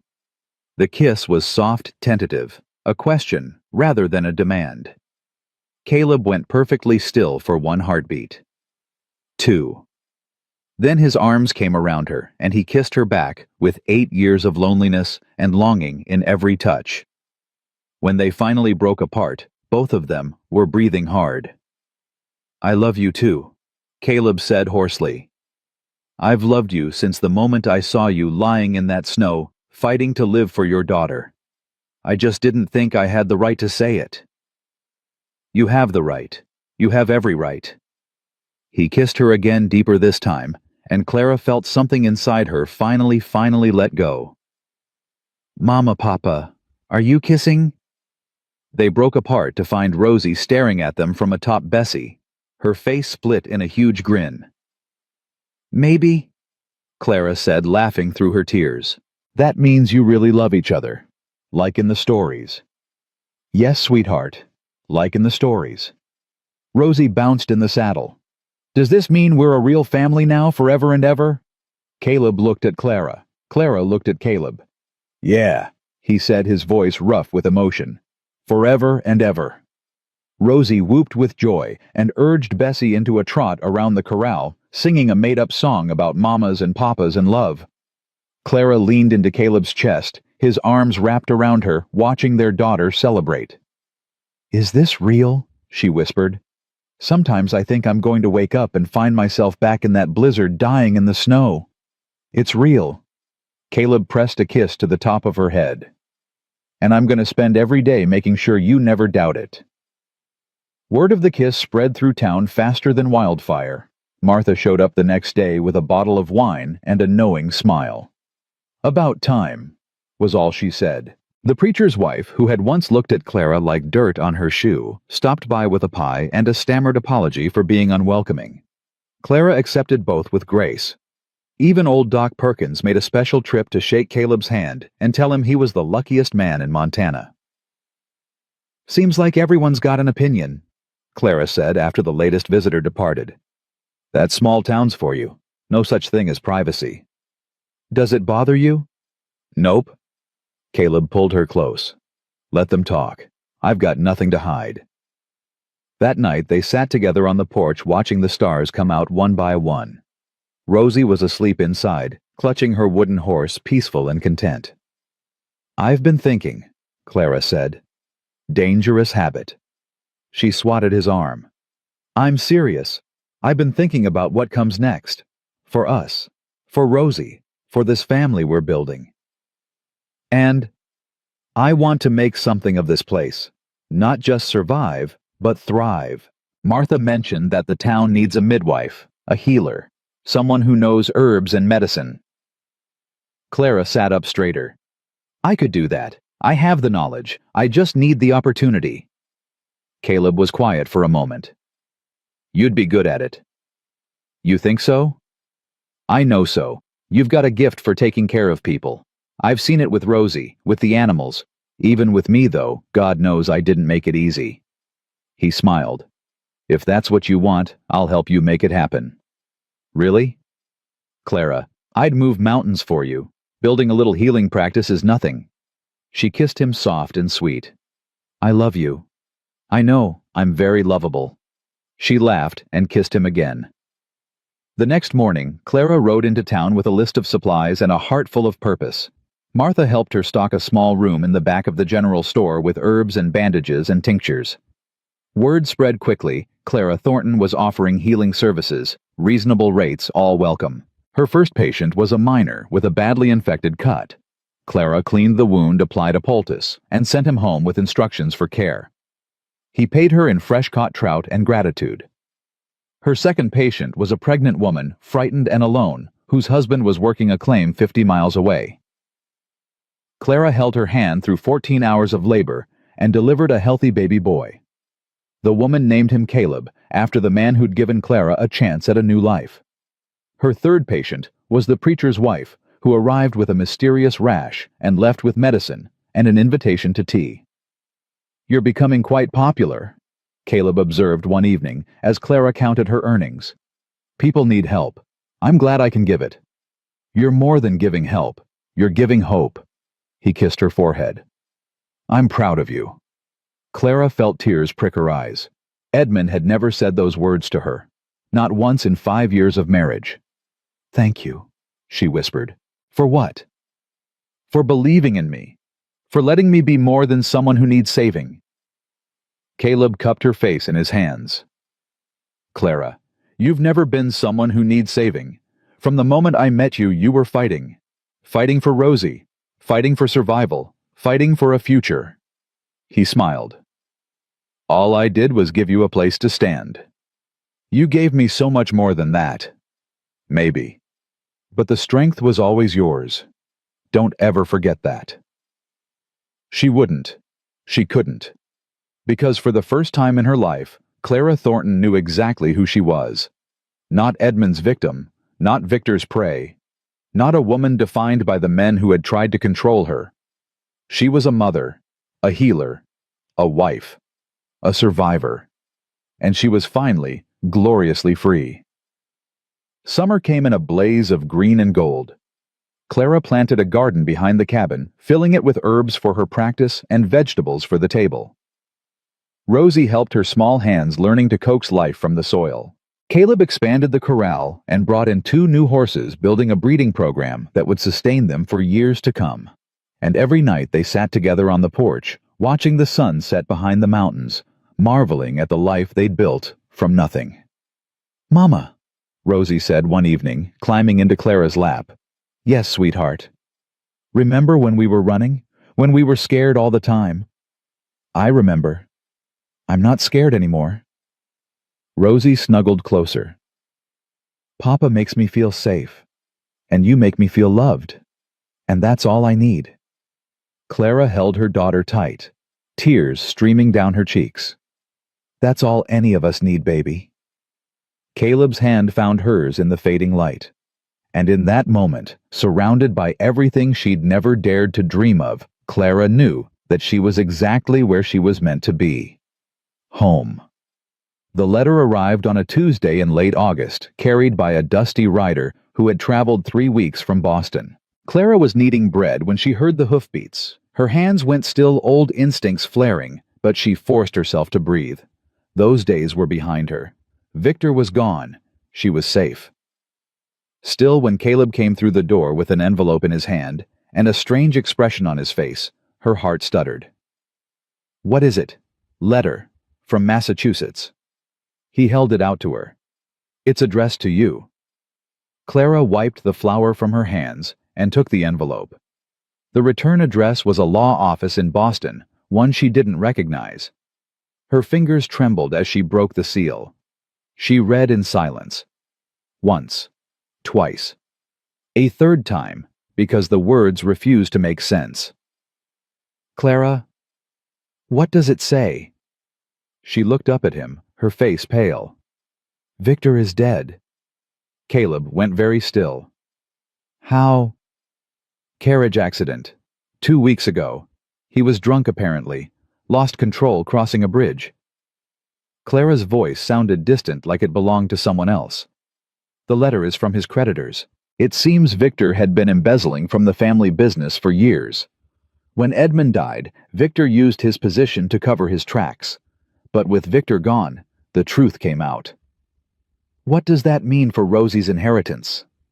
Clara's hands were shaking so badly she could barely hold the paper. "It means everything Edmund left her is still there, untouched. Victor never got his hands on it." She laughed, a strange, brittle sound. "All that running, all that fear. And he died in a ditch drunk on stolen money." Caleb crossed the room and took her in his arms. She collapsed against his chest, the letter crumpling between them. "It's over," she whispered. "It's really over." "It's been over for a while, Clara. This is just the proof." She pulled back to look at him. "What do we do now?" "The inheritance. The legal matters, the property in Boston. We do whatever you want. If you want to go back east, settle things in person, I'll go with you. If you want to stay here and let lawyers handle it, we'll do that. It's your choice." "I don't want to go back. I never want to see Boston again." "Then we stay. But Rosie's inheritance can be managed from here. We'll hire a good lawyer, someone who can be trusted. Martha knows people." Caleb cupped her face in his hands. "Clara, listen to me. Money is just money. It doesn't change who we are or what we've built. Rosie's real inheritance is right here, this land, this family, this life we've made together. The rest is just numbers on paper." Clara's eyes filled with tears. "How do you always know exactly what to say?" "I don't. I just tell you the truth and hope for the best." She kissed him then, deep and fierce, pouring all her relief and gratitude and love into it. When they finally broke apart, she was smiling. "I love you, Caleb Thornton." "I love you too, Clara Thornton," he grinned. "Now finish that bread before it overrises. I'm hungry." She laughed and swatted his arm, and just like that, the shadow of Victor Millbrook finally lifted from their lives. The news spread through town within days. Clara Thornton was no longer a fugitive. Her daughter's inheritance was secure. The villain who had pursued them across the country was dead and disgraced. The same townspeople who had once whispered behind Clara's back now lined up to shake her hand and offer congratulations. The preacher's wife hosted a celebration at the church. Old Doc Perkins declared it was the best news he'd heard in 20 years. "Funny how people change their tune when they find out you've got money," Clara observed wryly. "People are people," Martha said. "They follow the wind. The question is whether you let it bother you." "It used to. Now." Clara looked around the church hall, at the neighbors, who had stood with her against Victor, at the community that had slowly become her own. "Now I understand that most folks are doing the best they can with what they've got. Same as me. That's wisdom talking. That's exhaustion talking. I'm too tired to hold grudges." Martha laughed and pulled her into a hug. "You've come a long way, honey. I'm proud of you. I couldn't have done it without you." "Sure you could have. You're stronger than you know." Martha held her at arm's length. "But I'm glad I got to be part of it." Across the room, Caleb stood with Tom and the blacksmith, discussing something that involved a lot of hand gestures and occasional laughter. Rosie darted between the adults playing tag with the other children, her laughter ringing through the hall. Clara watched them, her heart so full it ached. This was her life now. Not the life she'd planned, not the life she'd imagined during those dark years in Boston, but something better. Something real. Something worth fighting for. Fall arrived with a blaze of color and a bite of cold. Clara's healing practice had grown beyond what she could manage alone. She took on an apprentice, a young widow named Sarah, who had lost her husband to a mining accident and needed work to support her children. Together they served the growing community, treating everything from broken bones to difficult pregnancies. "You're building something important here," Caleb said one evening, watching Clara prepare her medical bag for a house call. "I'm just helping people." "That's what makes it important." She paused and looked at him. "Do you ever regret it? Taking us in your quiet life is gone. There's always someone at the door, always some emergency. My quiet life was killing me. I just didn't know it." He pulled her close. "You woke me up, Clara, you and Rosie. Before you came, I was just waiting to die. Now I've got something to live for. That's a lot of pressure to put on a woman. You can handle it." She smiled and kissed his cheek. "I'll be back before dark. I'll have dinner waiting." As Clara rode toward her patient's homestead, she thought about how much had changed in less than a year. This time last winter, she'd been dying in a snowstorm, her daughter screaming beside her. Hope nothing but a distant memory. Now, she had a husband who loved her. A daughter who was thriving. A community that respected her. Work that mattered. She had everything she'd never dared to dream of. And she was grateful for every single moment. The first snow of winter came in early November. Clara woke to find the world blanketed in white, the cabin warm and quiet around her. Caleb's side of the bed was empty, but she could hear him moving in the kitchen, the familiar sounds of coffee being made and the stove being stoked. She lay still for a moment, watching the snow fall through the frosted window. A year ago, snow had nearly killed her. Now it felt like a blessing, a soft white blanket wrapping the world in peace. "Mama!" "It's snowing." Rosie burst through the door and launched herself onto the bed. "Can we build a snowman? Please, please, please. After breakfast, and after you put on your warm clothes."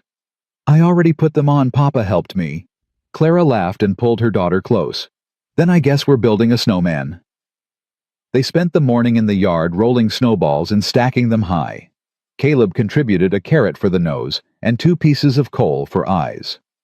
Rosie insisted on adding her red scarf, even though Clara warned her she'd regret it when she got cold. "I don't care," Rosie said firmly. "Mr. Snowman needs to be warm too." "Mr. Snowman is made of snow. He's already cold." "That's why he needs the scarf even more." There was no arguing with that logic. When the snowman was complete, they stood back to admire their work. It was lopsided and lumpy with a crooked smile and arms made of sticks that pointed in different directions. It was perfect. "We should name him," Rosie announced. "What do you want to call him?" Rosie thought hard, her face scrunched up in concentration. "Hope," she said finally. Because he makes me feel hopeful. Clara's breath caught in her throat. That's a beautiful name, sweetheart. I know. Rosie took both their hands, standing between them. Mama, Papa, can we do this every year? Build a snowman together as a family. Caleb and Clara looked at each other over their daughter's head. Every year, Caleb promised. As long as we live. And even after that, Clara added. Because some traditions never die. Rosie beamed and began chattering about all the things they could add to next year's snowman, already planning a future she finally believed in. Clara squeezed Caleb's hand. He squeezed back, and the snow continued to fall soft and silent, blessing them all. Winter deepened, but the cabin stayed warm. Clara continued her healing work, riding out to homesteads and farms, even in the worst weather. She delivered 3 babies that winter, each one a miracle of new life in the frozen landscape. Caleb worked the ranch with quiet efficiency, tending to the horses and cattle, making repairs, planning for spring. He'd taken on a hand to help with the heavy work a former soldier named James who had lost a leg at Gettysburg and needed a second chance. You've got a soft heart, Clara teased him one evening. I've got a practical heart. James is a hard worker, and I needed help. He paused. But yeah, maybe a little soft too. I like your soft heart. Don't tell anyone. I've got a reputation to maintain. The holidays came, and with them, joy Clara had never expected to feel again. Martha organized a Christmas gathering at the general store with food and music and dancing. Clara wore a new dress, green velvet, that Caleb had ordered from Denver as a surprise. Rosie wore a matching ribbon in her hair and danced until she fell asleep in Caleb's arms. Happy? Caleb asked, carrying their sleeping daughter home through the snow. More than I ever thought possible. Good. That's all I wanted. On Christmas morning, they exchanged gifts by the fire. Caleb gave Clara a leather-bound journal for recording her medical notes. Clara gave Caleb a new pocket watch engraved with their initials intertwined.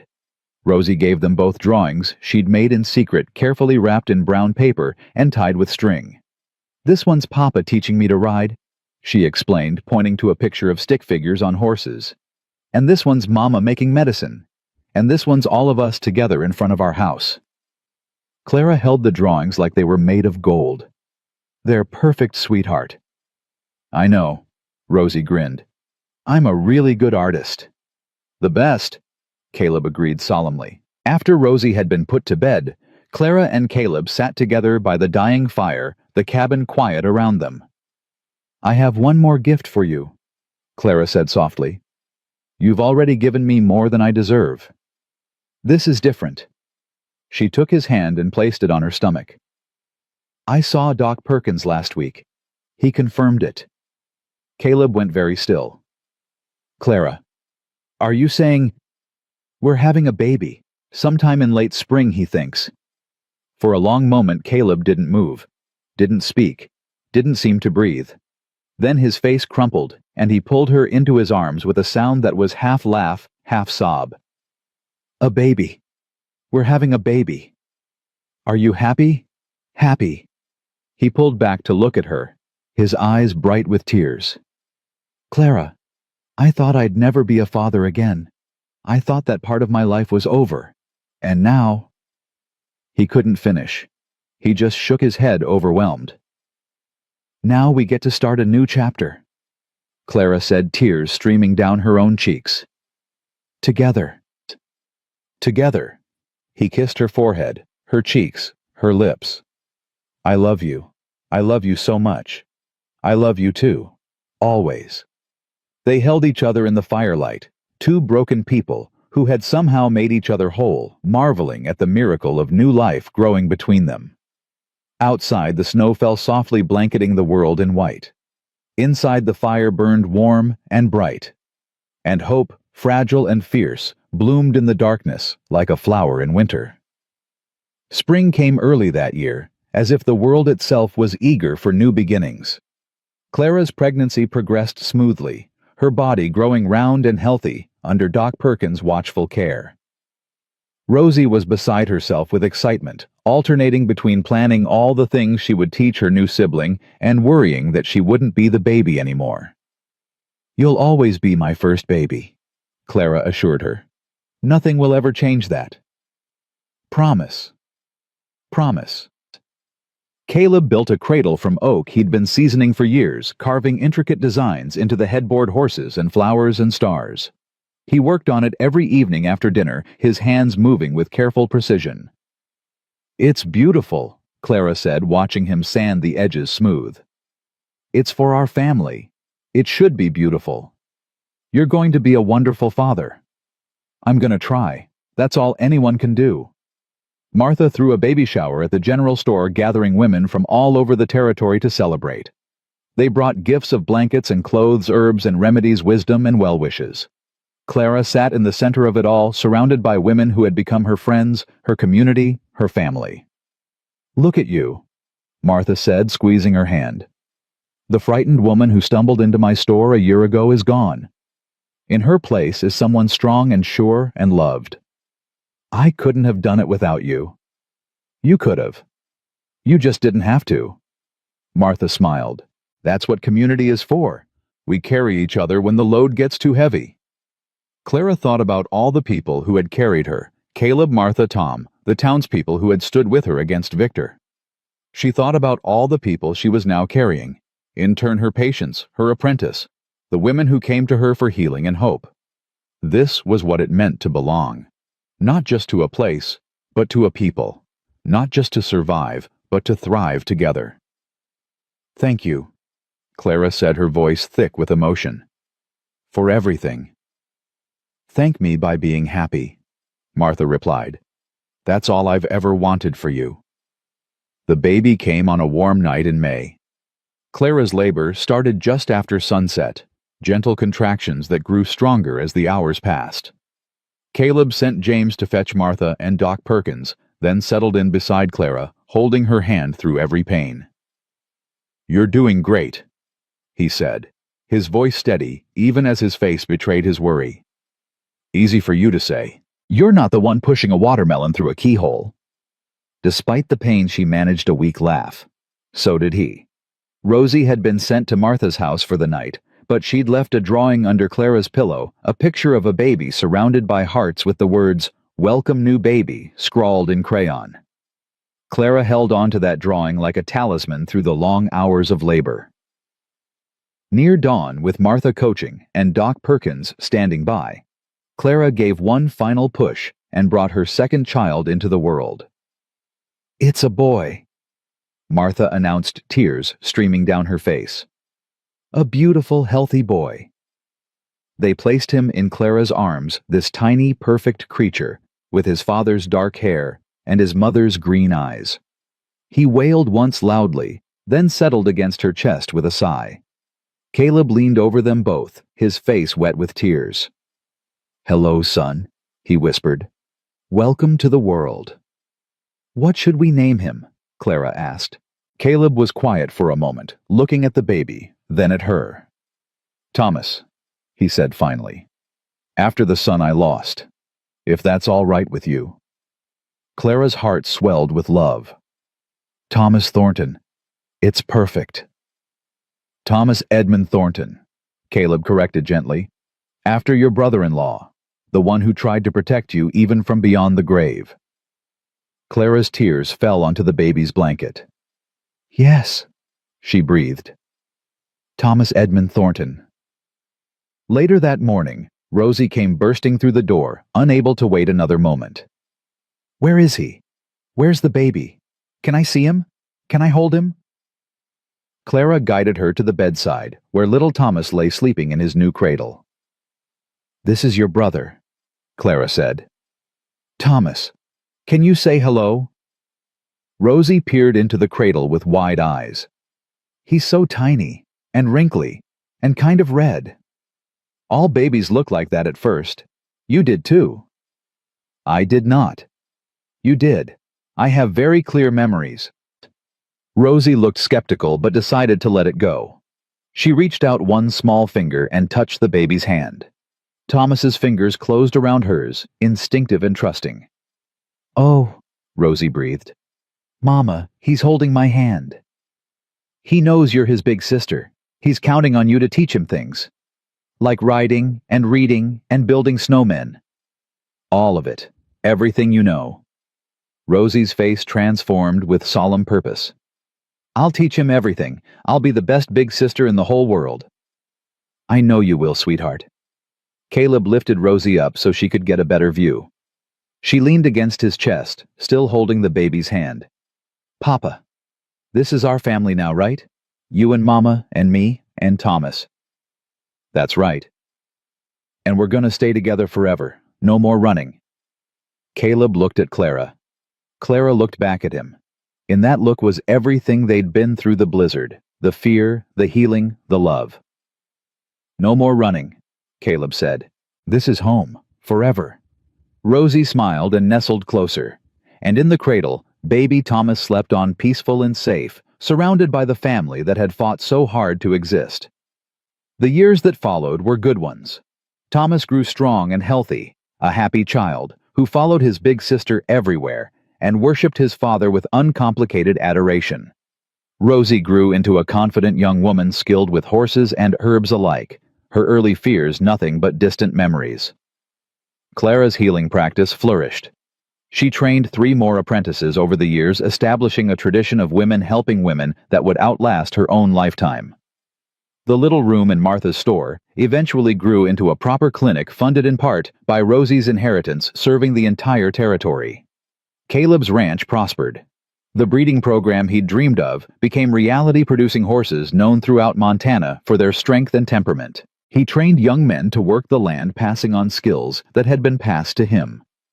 And through it all, their love deepened and grew, weathering seasons of joy and sorrow, plenty and want, always emerging stronger on the other side. On the 10th anniversary of that fateful blizzard, Clara and Caleb sat on their porch, watching the sunset behind the mountains. Rosie was inside reading to Thomas by the fire. The sound of their voices drifted through the open window, punctuated by Thomas's occasional laughter. "Do you remember what you said to me that first night?" Clara asked, leaning against Caleb's shoulder. "I said a lot of things, most of them probably foolish. You said you were tired of failing, that if God gave you another chance, you wouldn't waste it." Caleb was quiet for a moment. "I remember. Have you wasted it?" He turned to look at her, this woman who had stumbled into his life half dead and desperate and transformed everything he thought he knew about himself. "Not a single day," he said. "Not a single moment." Clara smiled and kissed him softly. "Neither have I." They sat together in comfortable silence, watching the sky turn from gold to pink to purple. Inside, Rosie finished her story, and Thomas applauded. The horses in the corral whinnied softly. An owl called from somewhere in the pines. "I used to think hope was dangerous," Clara said quietly. "That wanting things only led to disappointment. That the safest thing was to expect nothing and be grateful for whatever scraps life threw your way. And now I know that hope is the only thing that keeps us alive. Without it, we're just surviving. With it, we're truly living." She took his hand and pressed it to her heart. "You taught me that, Caleb. You and Rosie and Thomas and this life we've built. You taught me that it's okay to want things, to dream, to believe that tomorrow might be better than today." Caleb brought her hand to his lips and kissed it. "You taught me the same thing," he said. "Before you came, I was a ghost, walking through life, going through the motions, waiting for the end. You brought me back. You gave me a reason to live. We saved each other." "Yeah." He smiled, that rare full smile that still made her heart skip after all these years. "I guess we did." The last light faded from the sky. Stars emerged one by one, the same stars that had watched over them on countless nights, bearing witness to their struggles and their triumphs. Clara thought about the woman she'd been dying in the snow, certain that her story was ending. She thought about all the moments since the fear and the courage, the pain and the healing, the loss and the love. She thought about Rosie, who had grown from a traumatized child into a confident young woman with her whole life ahead of her. About Thomas, who would never know a father's cruelty, only a father's love. About the community that had become her family, the work that had become her calling, the man who had become her home. Caleb. Yeah. If you could go back, would you do anything differently? Would you still stop when you heard Rosie screaming in that storm? He didn't hesitate. I'd stop 1,000 times, 1,000,000 times, every time. He pulled her close. Finding you was the best thing I ever did, the best decision I ever made, and I'd make it again in every lifetime, in every universe, without a second thought. Clara felt tears slip down her cheeks, but they were tears of joy, of gratitude, of overwhelming love. I'd choose you too, she whispered. Every time, every lifetime, always. They held each other as the night deepened around them, two souls who had found each other against all odds, who had built something beautiful from the ashes of their pain. Inside, Rosie and Thomas laughed at some shared joke. The fire crackled warmly. The horses settled in their stalls. And outside, the first snow of winter began to fall soft and silent, blessing them all. Clara watched the snowflakes drift down, no longer seeing them as harbingers of death, but as promises of renewal. Every winter gave way to spring. Every ending held the seed of a new beginning. She had learned that lesson the hard way in blood and tears and desperate prayers. But she had learned it, and she would carry it with her for the rest of her days. Ready to go inside? Caleb asked. In a minute. I just want to remember this. Remember what?